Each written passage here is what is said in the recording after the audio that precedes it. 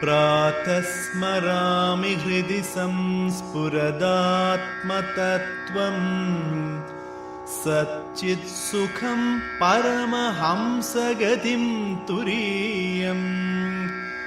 यत्स्वप्नजागर सुषुप्तमवैति नित्यम् तद्ब्रह्म निष्कळमहं न च भूतसङ्गः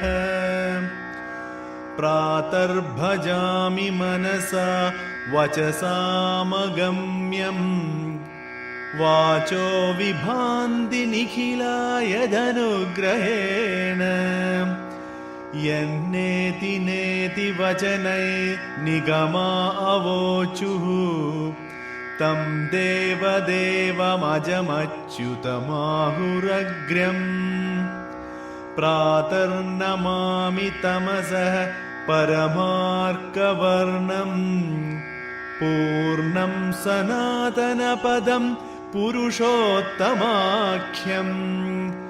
यस्मिन् इदं जगदशेषमशेषमूर्तौ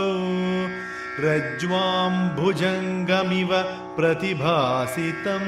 वै।